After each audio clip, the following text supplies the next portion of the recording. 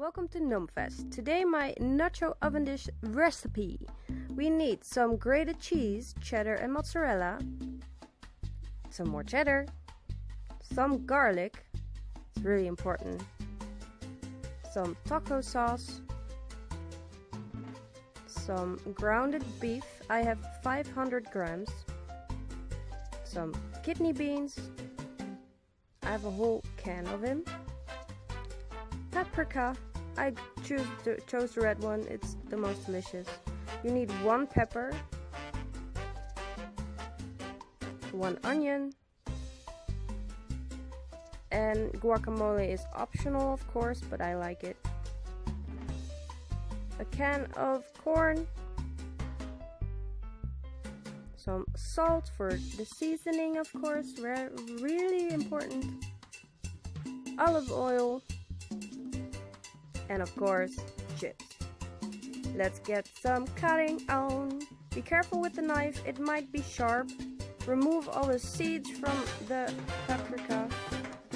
You can save them and plant your own paprika plants, or you could just throw them away like most of the people do. It's a waste, but just chop them up in little blocks, put them in a bowl for later, and do that with everything you have.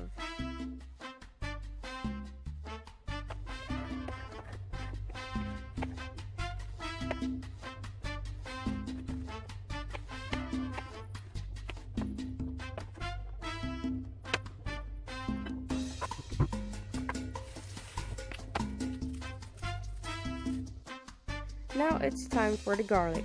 Peel the garlic and you need about 3 or 4 pieces. I chose 3 big pieces. Cut them up in tiny bits and then put them in another bowl for later.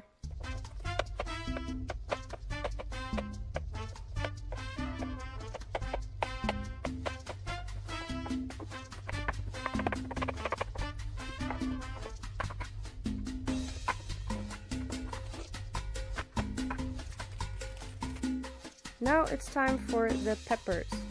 Remove the seeds. If you leave the seeds in, the seeds are the most spicy part of the whole peppers. I only used half of a pepper, I think, or a whole one, I can't remember. I think the whole bit. And then I put them in with the paprika in the bowl for later. If you don't like the spice, you can leave the pepper out. Or if you want a little bit spice, just use a half a pepper. You put the corn in with the paprika and the pepper and you make sure you mix it all well up with a spoon. After that you cut up an onion. You can use onion goggles if you have them, but I don't have them, so I usually cry. Cut them up in rough pieces. You don't have to do it really small, but if you don't like big pieces, you can do it in small pieces. You can use a blender or you could do it by hand like me with a knife. You put all the onion pieces in with the garlic and then you get your kidney beans and make sure all the moisture is out of the can, and after that you put it in with the paprika and the peppers. As you can see, there's almost no moisture left in there.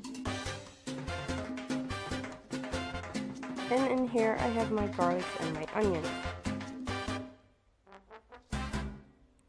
Now it's time for the beef. Open the package of the beef. Put a pan on fire and then put a little bit of olive oil in there. After the oil is really hot, you can put the beef in there. Make sure the paper is out of there before you mix it up. Cut it up into a few pieces and then put the seasoning in there. I used paprika, kurkuma, salt, and a little bit of coriander. Then I put the onions and the garlic in there and I stirred up everything really good.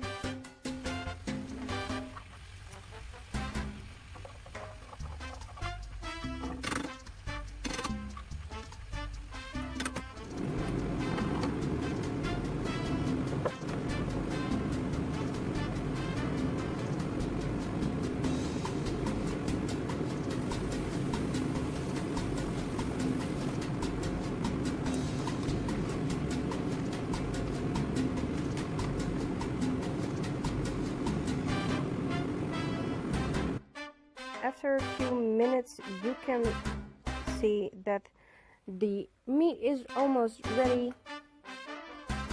After that you can put your oven on. I put the oven on 180 degrees Celsius and I made sure that both sides of the oven were working.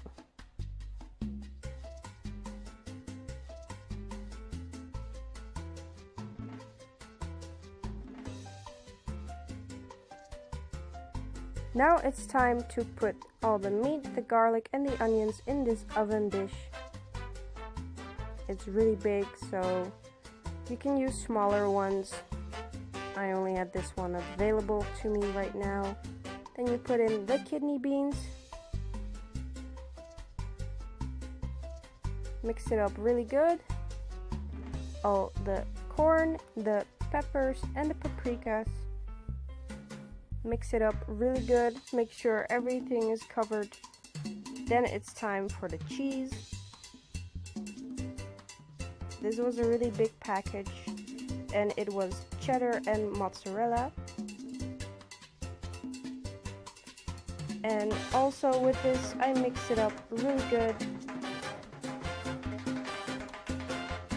You can put some extra cheese if you want to, but if you think this was enough cheese, the choice is always yours. Then you put some tortilla chips on top. I chose nacho cheese and natural because I don't like the nacho cheese ones.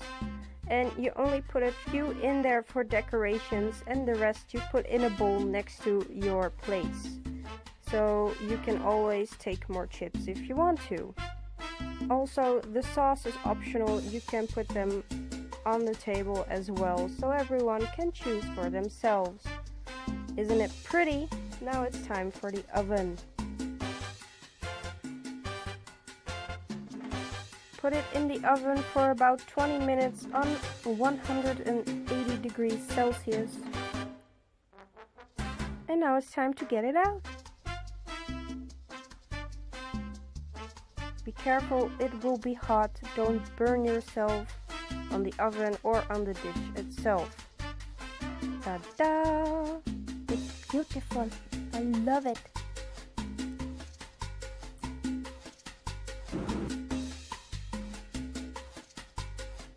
You can put the sauces on the table when you eat all together, or you could choose to put a little on top of the dish. Let's see. As you can see, the cheese has melted perfectly and the nacho chips are really crispy and a lightish brown. You can put the rest of the potato chips in a bowl on the table or just put the bags on there. I don't care, it's your table. Also, you can choose to put the sauces on the table just with the jars, or you can do it like me and put a little drizzle from both of the sauces on top of the whole dish. That was it, my nacho oven dish recipe. I hope you liked it. Give it a thumbs up if you did and comment if you want to see more. Maybe I'll do your recipe next, or say what you want. I'll search it up for you. Thanks for watching. Bye.